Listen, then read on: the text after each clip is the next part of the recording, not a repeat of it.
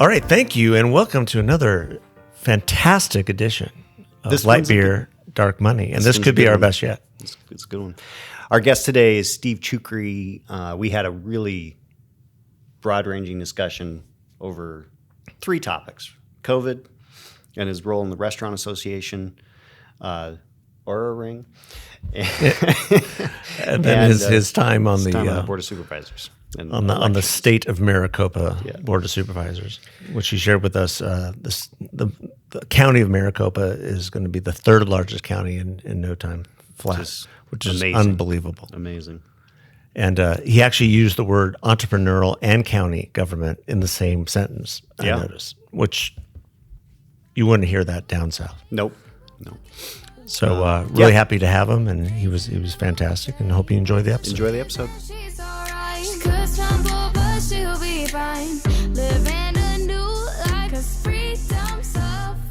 So welcome to the latest in Light Beer, Dark Money. I'm Sean Noble. This is Chris Clemens, and we are super excited to have Steve Chucri with us today, who is two roles at least. Well, you're a dad and husband as well.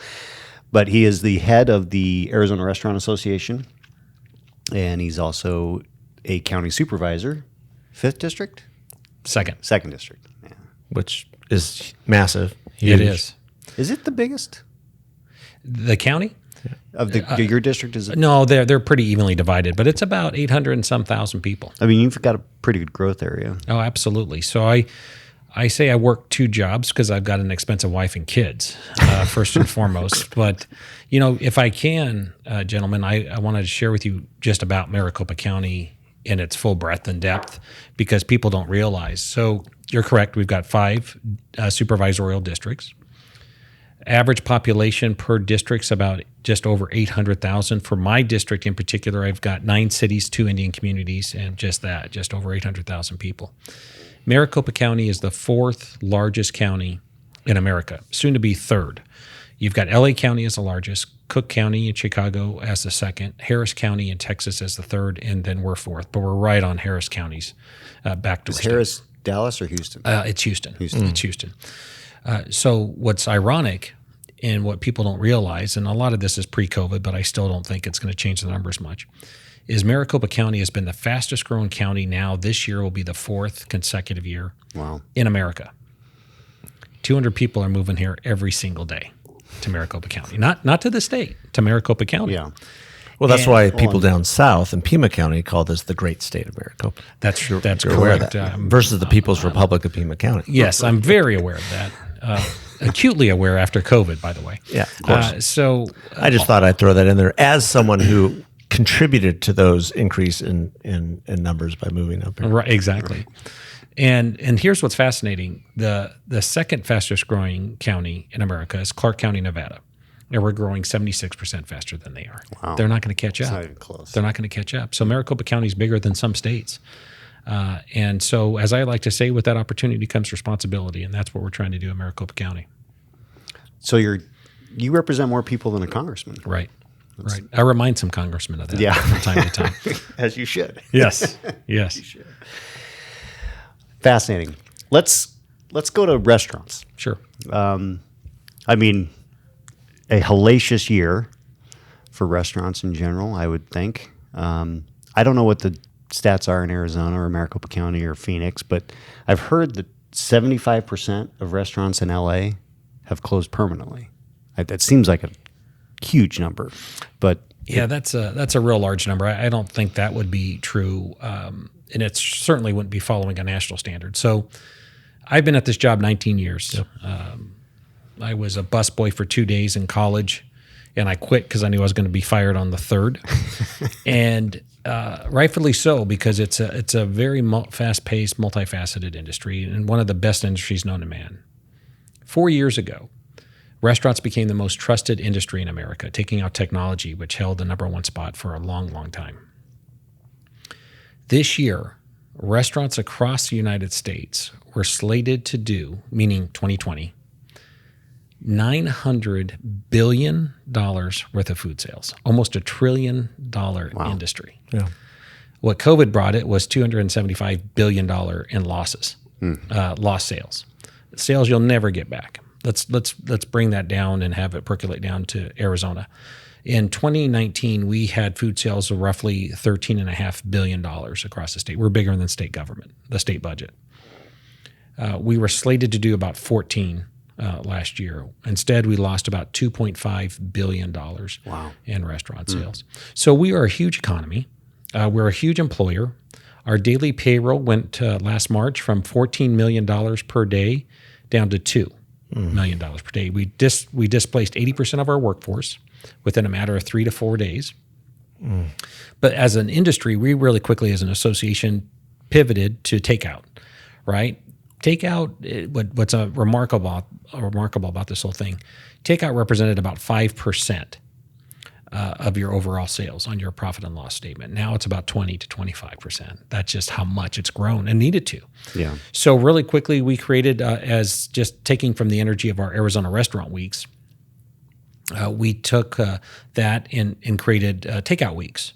So we uploaded about 700 menus across the entire state for people to go to that site, look at what they could do, what's to go, what's not to go. And keep in mind, not everything can leave your restaurant, right? An ice cream sundae can't leave your restaurant, right? So we quickly and in a very nimble way, kind of just remodified who we were as an industry and started to do that. The media was very helpful in doing that, getting the word out. Whether it was to go, meaning that it's delivered at your home or you're picking it up off a table outside of our restaurant, that was our saving grace without question last year. Yeah. I did a lot of takeout. Yeah. Now, take us back to March of last year. Take us back to it's. You get the word, like we're shutting down. Mm-hmm. Were you given any heads up about that? Yeah, I was, and that's an excellent question, Chris, in the sense that I had a call from my counterpart in Massachusetts, and in his thick Massachusetts accent said, "Be ready, it's coming." Sure. Because we know it hit the East Coast before it came out to Arizona. And I said, "What are you talking about? I don't understand what you mean." And he said, "It's coming, Steve. Be ready." And then the more he started talking, the more examples he gave, I realized it. And it was interesting because just that early part of March of last year, that first week, we were in D.C. And the restaurants we were going to were dead. I'm like, these are well identified, well adapted, very well run restaurant concepts. The fact that they're this empty is concerning to me. And they were saying it was COVID, and I'm like, that's just strange. So we started to get those inclinations. We started to see those early signs that things were going, and then. And working with the Chinese Restaurant Association, they said, "Hey, our restaurants are dying," because they all thought it was just a China thing, and then what started to become very real. So we started to talk with the Ducey administration. We started to talk with healthcare officials and saying, "Okay, what do we do as an industry?" And started that preparation. And I will tell you, in defense of any elected official across the country, COVID-19 did not come with a playbook. It's easy to sit back and say, you should have done this, you should have done that. But it did not come with a playbook. So did it come as a surprise? No, it didn't. What came as a surprise is, what do you do and how do you do it? Sure. And how quickly do you do it? And Chris, I'll share with both of you that the frustrating thing to me was this notion that restaurants were a super spreader. Yeah. And I had elected officials at the highest ranks calling me saying, you need to voluntarily close down your restaurant. And I said, what about Home Depot? What about a grocery store? What about all these other things where you're going in and you're touching things? In a restaurant, you're touching your plate, your glass, and your silverware. And so I don't like, and I still gets under my skin, this notion and idea that somehow restaurants were a super spreader, because we were not and are not. We even had a call with my entire board of directors and the CDC to say, what are we doing wrong here? So I think you had some mayors and you had some other elected officials who, in a very knee-jerk fashion, started to say restaurants have to close without any data to back it up, number one. Number two, just because it seemed like the right thing to do and everyone was saying that, whereas other retail stores and others were operating pretty much business as usual. Yeah, maybe wearing a mask. But it was definitely probably the hardest part of my 19 years. Yeah, to me, it feels like there was so much unknown early, right? But people got it in their heads, certain what they call facts. And then science has proven some of these facts to be not facts, wrong. but people are still grasping to this notion that they had a year ago, or 8 months ago, or 9 months ago, or 10 months ago. And it just, I've been so frustrated lately. We all played along. We all did what we were supposed to, for the most part. We stayed home, we wore masks, but I look back and you're in county government in addition to being on the private side, industry side. So you have a very unique view of this. But I look at, what if this were to happen again? How have we prepared ourselves in a way to say, maybe it's not a good idea that the governor can shut down everything and deem what's essential and what's not essential without any input? Because I don't know what input. He didn't get input from the legislature. And I think Governor Ducey did a decent job. I mean, clearly better than a bunch of other states. But what if it was someone who was on a real power grab? Which he's not. He's not going to be governor forever. Right, and I hear that. I think people ask me, "What would you do if you were governor?" And I think that's a hard question to answer. But I would have started as calling every former governor that's alive that was once the governor of Arizona, and say, Arizona best. What would you do, or what do you do? And a reporter I was speaking to last week said, "Steve, won't it be fascinating to know in 5 years what we do know about COVID 5 years from now?" And I think that's very poignant, because we don't know what we don't know.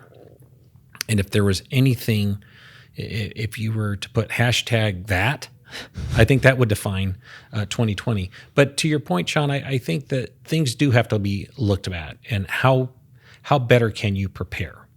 And what would a protocol be in a situation like that? So here we rush to have a vaccine, yet we stumble as a country getting the vaccine out and distributed in a horrible way. So why wouldn't that have been thought about, right, over this span of time, as we knew that once a vaccination was ready, we could definitely roll out. So to do the Monday morning quarterbacking would be easy, I think, at this point.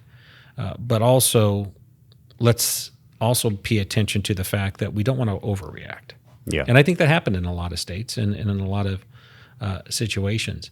I think 2 states, or at least one for sure, will be Florida, would be a great case model to see how they play out, because they took a completely different role than that of California. And the hypocrisy of the leadership in California and New York and those government leaders, Republican, Democrat, whatever you want to call them, it was pretty bad. It was very bad.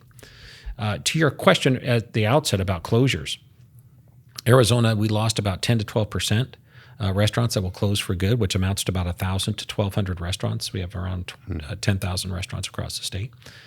Some of those were having difficulties anyway, right? This was just the final blow. But a lot of them could have kept going. And especially when you talk about, as we did earlier, the population growth of Arizona. People have got to work, they got to sleep somewhere, and they got to eat. Those are 3 definitives. And so we're optimal. We're hopeful and think that in an optimal situation, we're going to actually have restaurants continue to reopen. We had some last year that were already in the pipeline, so they reopened them. And restaurants will continue, I think, to do well. We're resourceful. Restaurateurs are some of the most entrepreneurial people I've ever come to know. But you're sad to see restaurants who were in existence for 30 years or longer close, and that's always hard. Well, you're touching on what New York is experiencing right now as they try to reopen, and that is you have longstanding historical restaurants that are gone forever, never to come back. I made the argument early on to some people that our hospitality workers are some of the most vulnerable when we're talking about some of the most vulnerable. My experience in the beer industry taught me that so many of these people live paycheck to paycheck. They don't plan for the future. They're young, vast majority of them. What has been done within the association to try to help some of them, if anything? And what do you see going forward to make sure that this type of shutdown doesn't happen again? Well, first and foremost, we created the Arizona Restaurant Strong campaign through our foundation and raised just over about $400,000 to help displaced workers. And that was just through the generosity of people who read about it here in Arizona, people from out of state, well-known people here in the state that have no connection to the restaurant industry gave very generously. And Chris, what we wanted to do is we wanted to create a construct that wouldn't get muddied, that wouldn't be slow and clunky, that was quick. So if you were displaced, you had to show just the fact that you were displaced, where you worked, a couple key information pieces. And then we sent you a $500 grant, just like that, just within days. And I'll never forget going into a few restaurants, people I didn't know, a maitre d' came up to me crying and gave me a hug. And he said, you have no idea what that $500 meant to me. Look, $500, I'm Lebanese. $2 isn't a lot of money, especially when your kid's asking for it. Right. But $500 in the grand scheme of things, in most person is something, but it's not a lot. Well, if you're unemployed, it's a lot. Yeah. And so we paid attention to that, and we dispersed the monies quickly, and I think that really helped. A lot of folks were on unemployment, so that still worked out well. But you have to remember, we're workaholics in the restaurant industry, and so people sitting idle, it's not good. They just don't know what to do, and so we lost some of our workforce to that. What I mean by that is they moved out of state. If mom and dad live in Wisconsin, I'm just going to go live there. Or they said, you know what, I'm going to go pursue a nursing career or some other career now that I have this downtime, because they were so busy before. And we lost some good talent because of that. What still hasn't come back, and I think now after Governor Ducey's action next week, it will start, or last week, it will start to come back, is our banquet space. So if you go to a fine dining restaurant, those banquet rooms were shut down. So was their staff. Right. We make a lot of business on that. And so was catering. I think the biggest fascination to me to see what plays out is office space.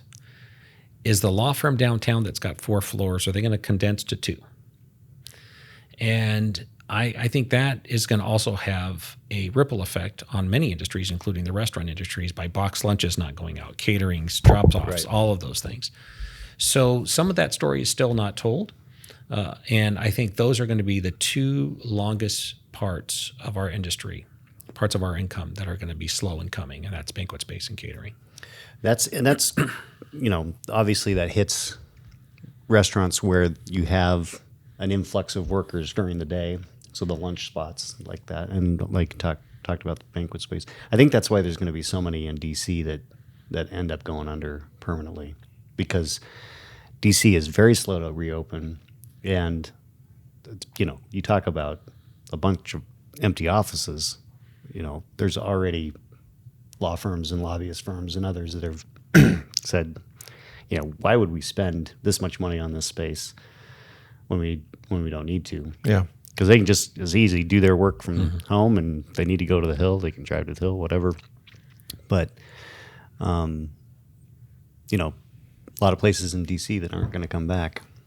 Well, Sean, what's amazing about that is that's true, especially for D.C., but I remember back in the day when we were both working in D.C. in the mid to late 90s, you had these big accounting firms, I won't mention names, that had probably a good 50 to 60% of their workforce that would just telecommute. Then they saw work productivity decline rapidly after a period of time and said, no more, you got to come back into the office. Zoom calls and everything else has probably been the lifeblood and the saving grace, right, of 2020. However, when everyone has to do it, it has everyone being accountable. When you start to go back to some sense of normalcy of office space and the Zoom calls aren't as regular, I don't know that you'll still get the same productivity of people telecommuting today in 2021 or 2022 as you did in 2020, right? And so that's going to be the great question, right? Of what happens. The commercial real estate guys are hoping. Yeah, absolutely. Well, it seems Absolutely. Everything I'm hearing is that the third quarter is going to be instrumental in that. Most of the insurance firms, the financial services firms, they're all calling their people back third quarter. They feel like that's the hump, get over the summer. But they're also getting lots of pushback as well. Like, well, I thought this could be my job now. I thought I could have my home office. And the pushback back to them was, no, you were actually hired to be in the office. And this was a nice, this was a nice time, and we did it, but now we need you in the office. And to your point, and that restaurant downstairs, and that coffee shop across the street, and the pizzeria around the corner needs the business. Exactly, as well as the drugstores and everything else. One thing that COVID-19 taught us all is that God knows what he's doing. He understands the importance of human contact, right? And every spoke in the wheel connected to that hub is commerce. Yep. And commerce is so incredibly important, from the buses that are going on the streets without people in it, right? I mean, you look at, I've heard that some retailers here, appliance stores, did $30 million, one in particular, in 2020, more business than they did in 2019, because guess what? Everyone was at home. They wanted to fix this, they wanted to do that, and it made perfect sense. So there were certainly benefactors of COVID-19 in the business space. Home Depot being one. Home Depot, Lowe's, Ace Hardware. Yeah, absolutely. And so there were certainly winners and losers. But I think, to both your points, when it comes down to productivity, when it comes down to moving the needle, there's only so much of that you can do without that interaction and without that person to person. We saw it after 9/11. People thought they didn't need to fly anymore. They didn't need to stay in hotels, and not to mention how bad hotels did. I mean, restaurants, we suffered, but our brothers and sisters, as we call them in the hotel industry, were just pummeled. I mean, it was horrible. And they're starting to get their life back, which is great. We need that.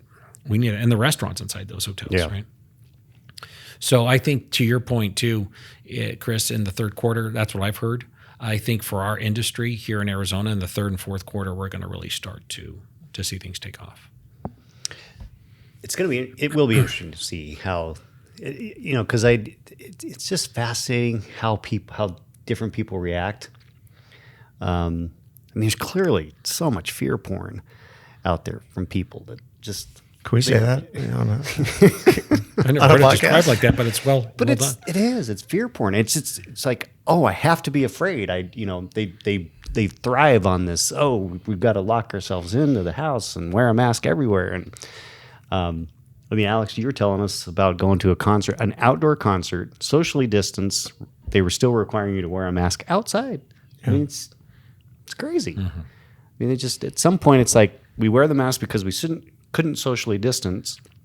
We're supposed to be outside because that's, doesn't transmit outside nearly as much as it does inside. I mean, there's just so many things that got wrong, could have been fixed.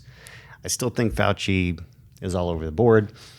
Well, that's a whole nother podcast. That's a whole nother podcast. But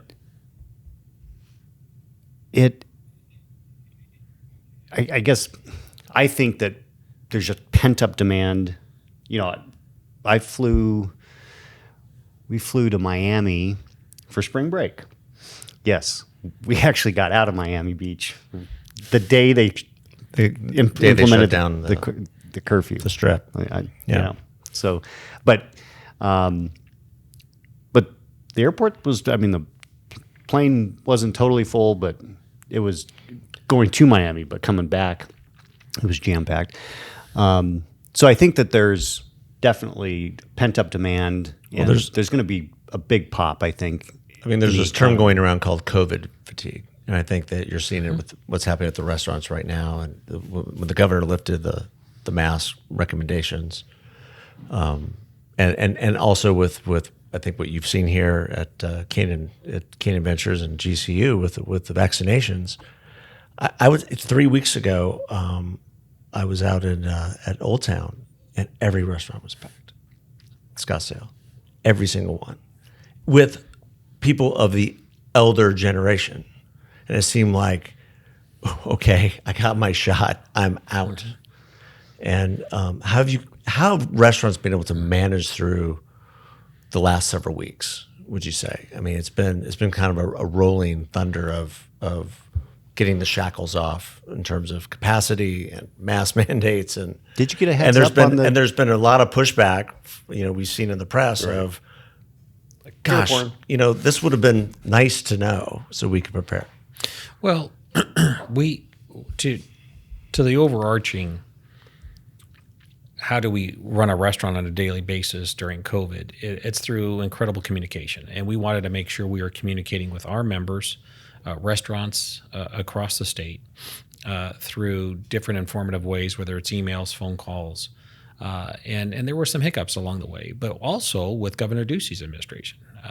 Weekly calls, weekly dialogue with the governor, sometimes himself. And part of the reason why restaurants were so busy is because of the extension of premises he allowed us to do a few months back in December. Yeah. And that was huge for us to be able to expand our patios, the best time of year. And it's Arizona in December, not Alaska. And so it was good. It was very good. And that really moved the needle for us.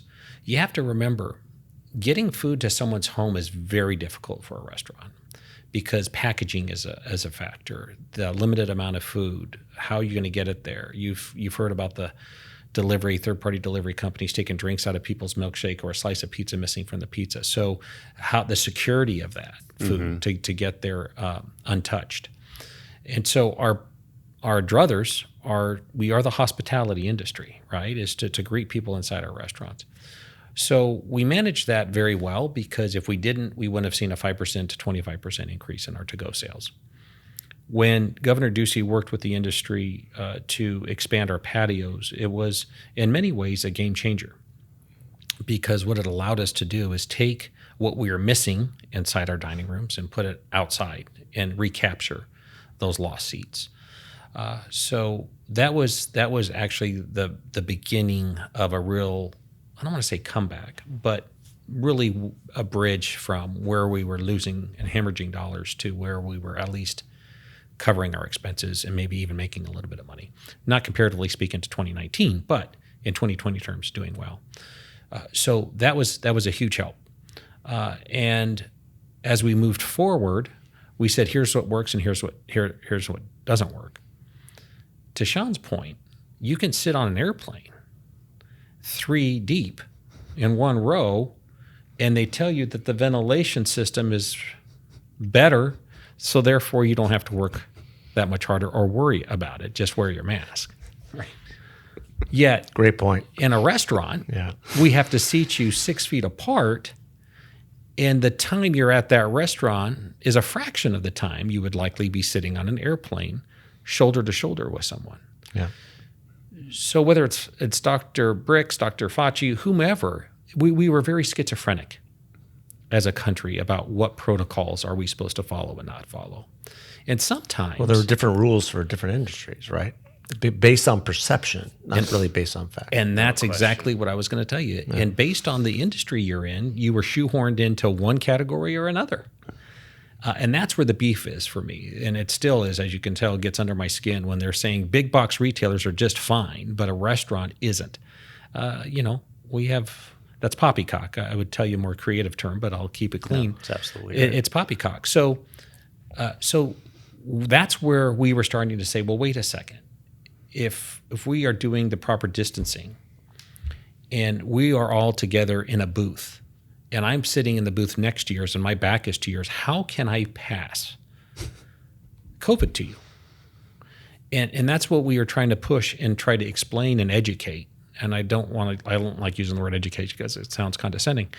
But that's what we kept talking about with the governor's office and with others as they were asking our opinion and where we should go. So I will tell you that the partnership was very good with the Ducey administration.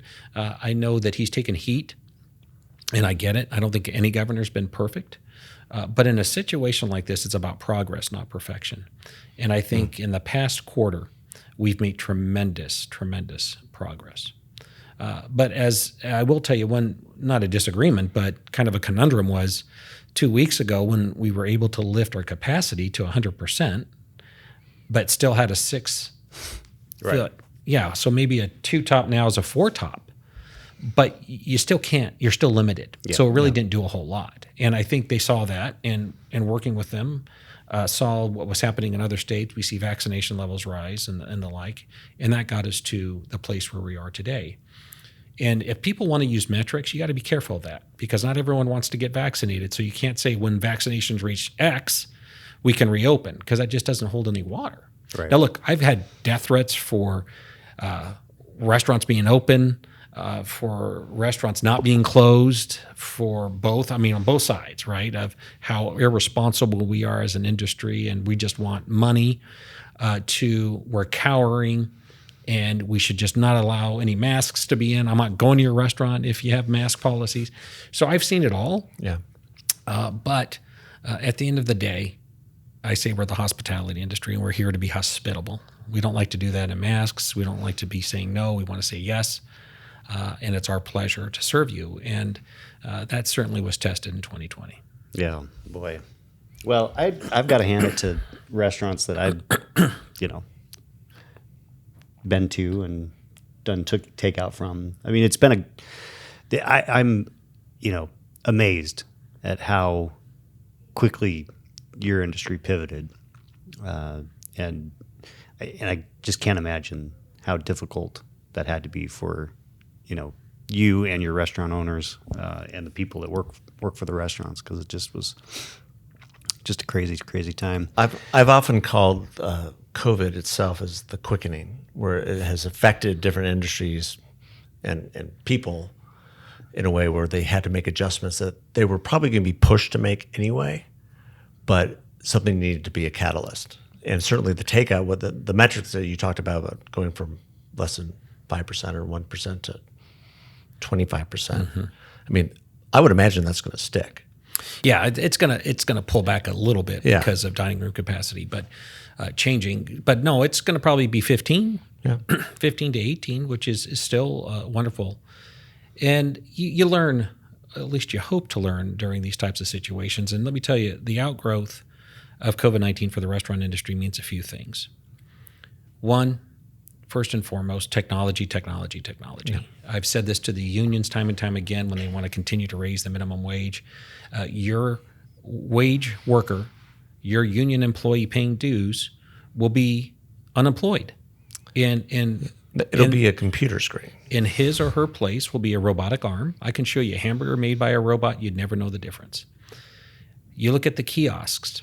You go into any quick service restaurant now, and this young teenage girl was showing me how to use the kiosk, and I said, "Sweetheart, you don't realize, but this is you. This is your job."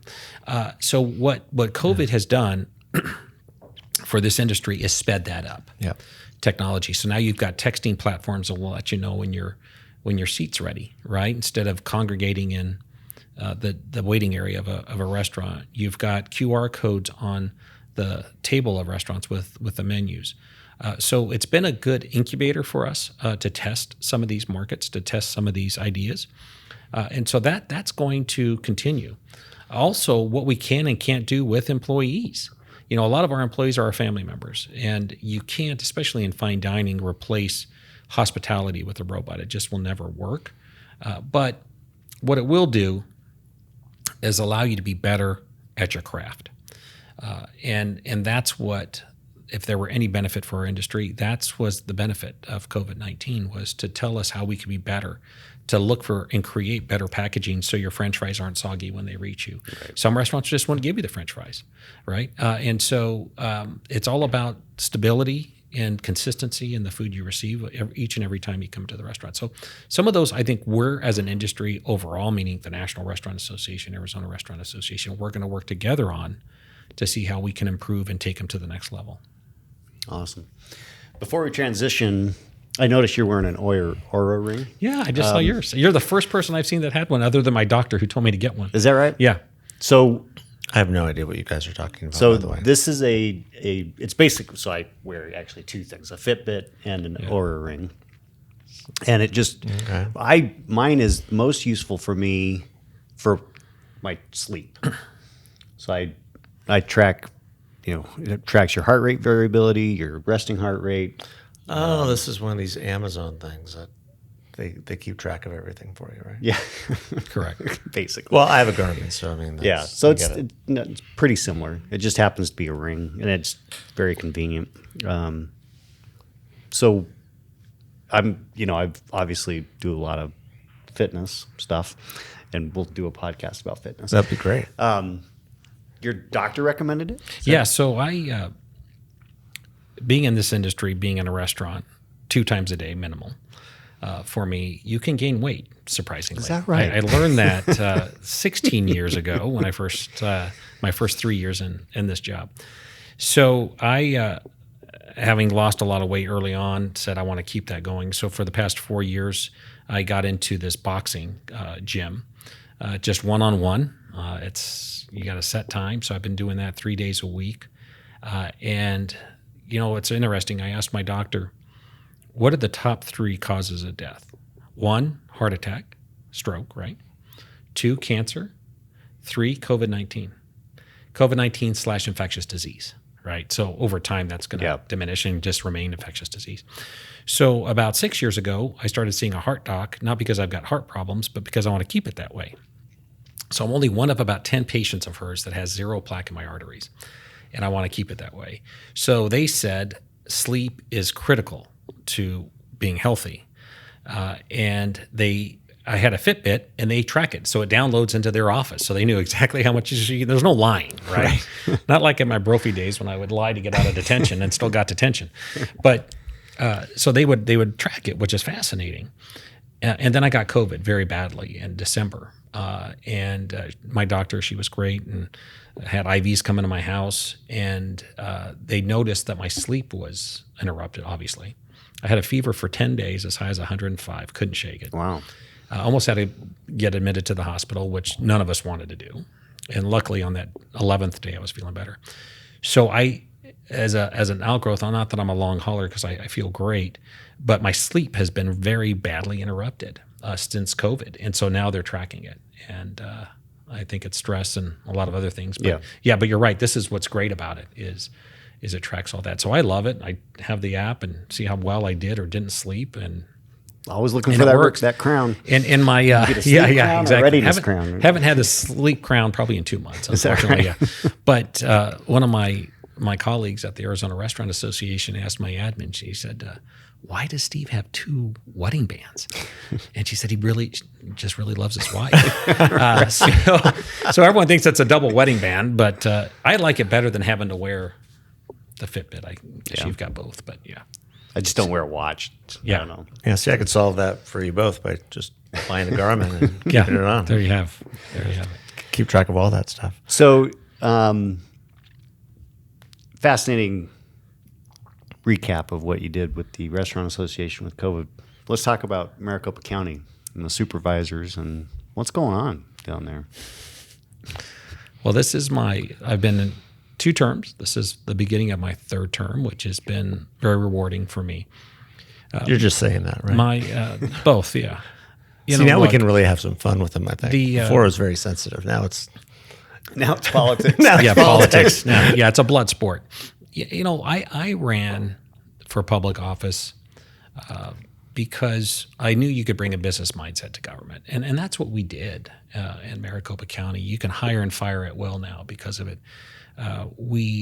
It's about need, not want, when it comes to our capital expenditures and how we budget and do everything. A great story I'll share with you is that our first few months in office, it was Denny Barney and myself, the 2 newest board members on the Board of Supervisors, and we had a meeting with our head of facilities. We had just acquired the old, obsolete building of the Arizona Republics in Mesa. Arizona Republic didn't use it anymore. And so we bought it for $1 million. And it made perfect sense on 2 fronts. One, all of our East Valley employees could be co-located, so we were going to save a lot of money on rent. And 2, it was going to bring about that interpersonal workforce where you were all in the same building, so you weren't dislocated, and bring about work efficiencies. So our head of facility said it's going to be $3 million to rehabilitate the building in the condition we need it in. And Denny and I looked at each other and said, who spends 3 times the purchase price? You don't need granite countertops in government buildings. And we accepted her resignation 2 months later. Her successor came in, total cost $689,000. One employee, one decision, say Maricopa County taxpayers, $2.4 million. That gentleman just retired, sadly. And his last day is this Friday.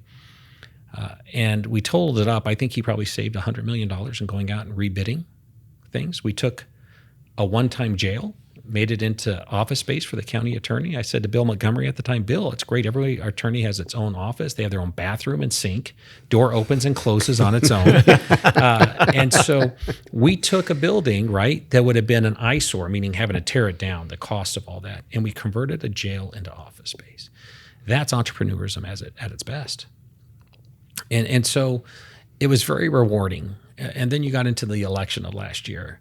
And what we saw with our county recorder at the time, Adrian Fontes, was that not Adrian, not even his predecessor, Helen Purcell, we saw that construct was a construct that was from the 1950s, meaning when Maricopa County was 300 or so thousand people, not the millions of people we are today, almost 5 million people, 4.5 million people. And so what the crux of this whole thing is, as it relates to elections, is the authority given by the Board of Supervisors in the 1950s to the recorder to basically run election day. When prior to that, the recorder was only able to do early elections and registrations, right? So it made sense.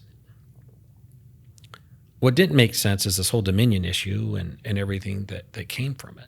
And so that was tough because for me personally, we went and created an elections office and department that was more reflective of 2020 than 1955, which there were no lines during a pandemic. Right. And there were no lines. Everything went well, but because of the outcome, because of questions cast upon the system used to tabulate, none of that was ever looked at. And that's not a casting aspersions on the voting public. As a fiscal Republican, I've always said I will spend whatever money I need to spend to prove and to protect one's right to vote. And that's what I will continue to do. But it's been disappointing. You know, the death threats, calling it, saying we should be held for treason. I mean, people have not held back, calling us pedophiles or we're trying to hide something because we're pedophile. I mean, you name it. People coming to your front door, having to have police protection. I've always said, look, I realize politics is a blood sport. I'm never going to apologize or ask for sympathy because of what comes with it. It is what it is. But at the same time, don't think that I'm going to suck up or kiss up for your vote. I want to earn your vote, and I'm going to push back. And that's what I've done. I have pushed back on some of my constituents who have been out of line, quite frankly. Well, there's been just a level of crazy that is mind-blowing. And you talked about the Dominion thing. I don't know if you saw this. This just Sidney Powell, being sued by Dominion for $1.6 billion. Along with Fox News. Fox News is now $1.5 billion. Maybe Donald Trump's going to get sued as well. In her argument to dismiss the case, she says that no reasonable person would believe that she was telling the truth. No, I read that the other day. I was kind of... So this whole thing is just a big myth, and you're now admitting it's a big myth, and you're getting death threats because of it. I mean, it's just... Well, not only that, but the legislature voted to arrest you guys. Mm-hmm. Yeah. To arrest the county supervisors. Now, I think it was one of those moments where they're all heated up and saying, let's do this. And then when it happens, they're like, now what? What are we doing? Now what do we do? What are we doing? Because we're really serious. And look, I don't know how they're going to count those, but the point I've made to anyone who's asked about the election in Maricopa County, I mean, how that election played out and the votes, because everyone says Arizona's results were all hinged on this problem in Maricopa County. So Adrian Fontes, Democrat, the recorder, loses by, 4,400 votes? Joe Biden beats Trump in Maricopa County by, 30 or 40,000? Statewide, it was 11,000. Right. You're telling me that Fontes stole this for Biden and didn't steal it for himself? I mean, come on. Or for the hottest race in Maricopa County, which was not the presidential race. It was arguably the county attorney's race. Yeah, I mean, and that swung the other way late, but it did. Yeah. So there's another example. I mean, it's just. The politicians, maybe exclusion of Steve, I don't know, are self-interested, right? So if Fontes is going to steal this thing for Biden, he's going to steal it for himself as well. So, and it didn't happen. So it just, this whole stuff is just, yes, there's going to be a handful of examples of fraud. It happens every year, but it's not systemic. I'll quote, and I'm paraphrasing to a degree. President Nixon said, "Show me a man or a woman that's faced adversity in their life, and I'll show you someone that's done something with their life." We've all faced our own adversity, right? There was, Sean, you were running my first campaign. I was running against a 16-year incumbent. It wasn't going to happen, and it did. And we've made a lot of good happen. But as I think it was Prime Minister Macmillan of the UK had just lost his election. I don't know if you guys, this is early on. And a reporter back then was trying to be very polite and really was asking the question, "Why do you think you lost?" And he said, "Sir, why do you think we find ourselves where we are today?" So why did you lose, right? But saying it nicely. And the Prime Minister said, "Events, my dear boy, events." It's the events that lost it for the Prime Minister. It wasn't anything really the Prime Minister did. So I somewhat look in amazement to constituents and others when they say to me that we're going to recall you, that you did this wrong, you did that wrong. And I say to them that public office doesn't complete me. I met with Rudy Giuliani because he asked me to. And I said that to him. It doesn't. Why did I call for an audit? I called for an audit because my 82-year-old mother's not a right-wing nut. The contractor building my home isn't a right-wing nut. Yeah.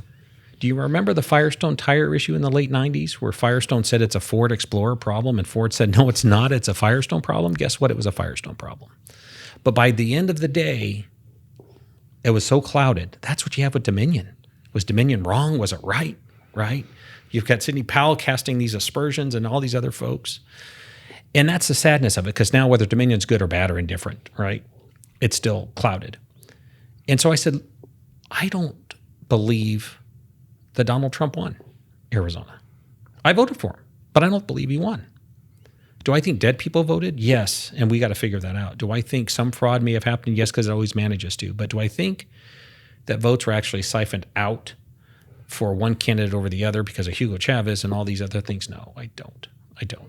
And do I think our equipment was solid? Yes. But now it doesn't matter because perception in politics is reality. And I think we have to look at new tabulation equipment because my concern is about future elections. And that was the whole reason why I wanted the audit. And to your point about the legislature, when we first got the subpoenas and everyone wanted to fight, I said to my colleagues, we find ourselves in one fine mess. And tell me a situation in either one of your lives where fighting made it better, where lawyers standing their ground and leading with their chin made it better. It doesn't. I didn't want to fight it. That's why I voted against the subpoenas, against fighting them, and for an audit. Because let's get to the finish line of this, and let's do it for the right reasons of the people. Now, what some of these state senators said about me and my colleagues, I certainly don't agree with. But to take it personally and to try to get your heels dug in and your jaw tightened isn't why I ran for office and isn't why you're elected. You're elected to be a statesman. You're elected to lead for the future of Arizona, and that's what we're doing. And I even spoke to Senator Fan last week saying, we stand ready to help you. This judge ruled. And that was the question of my attorneys, our attorneys. They say they're right that we can hand these ballots over. We say we're right, but we can't. What is it? And a judge ruled, and so we need to move beyond this because, quite frankly, when I just shared with you about to become the third largest county in America, we do a lot more than just elections. Yeah. Right? Yeah. We just lost a 38-year-old young man this morning in Glendale who's a part of our MCDOT team who was picking up pylons and got hit by a hit-and-run driver. 4 kids and a baby on the way. Those are the real issues, right? The real issues of our inmates who lie to us and say they took their diabetic medication and then have a seizure, right? And then sue us. Building a new jail out on the west side that actually has courtrooms inside it, so we don't have the transportation cost or the flight. Right. We do that now through technologies just like we're using today, and we're saving $3 to $4 million just not having to transport inmates by making it smart, by putting a padded wall up. Because when you get to intake, you figure out you're going to jail and you freak out, and when we throw you against the padded wall, you don't get stitches in your forehead like you would a block wall, right? That's what we should be talking about, not Hugo Chavez in Venezuela. So that's where I want to shift back. We'll figure out the elections of tomorrow for Arizona, Maricopa County in particular. But we've got a lot of work to do to continue to make us as nimble and agile as the soon-to-be third largest county in America. That's a great way to end it, I think. Fantastic. Yeah, that's a great segue. But hey, thank you so much. Yeah, thanks so much for being guys, here. and congratulations thanks on for your this. time. I think it's great. I hope I get an invitation back. You will. Well, once you announce your candidacy for the next office, then perhaps we can have you back. That's coming up here. Dog catcher sounds really appealing about right now. But or lifeguard in LA County. There you go. Oh yeah, top paid lifeguard in LA County, $392,000 last year. I missed my calling when I was graduating from USC. But you know what? I just want to say, for the record, you're a great friend. You're a great leader within your industry. You always have been, and you're an incredible leader here in Maricopa County. You just need to be congratulated for keeping an even keel throughout this entire thing, because I know it's been frustrating all the way around. No, and I appreciate it. Look, I look at, they talked about the council culture, and that could be probably a whole nother podcast. And someone asked me what I thought about it, and I said, you know what? History, if you don't understand where your history comes from, you can't ever understand where you're going. And my paternal grandfather was murdered because he was a Catholic in Lebanon, in the streets of Lebanon in front of my father. My maternal grandfather immigrated here and was actually turned away. His father was turned away at the border.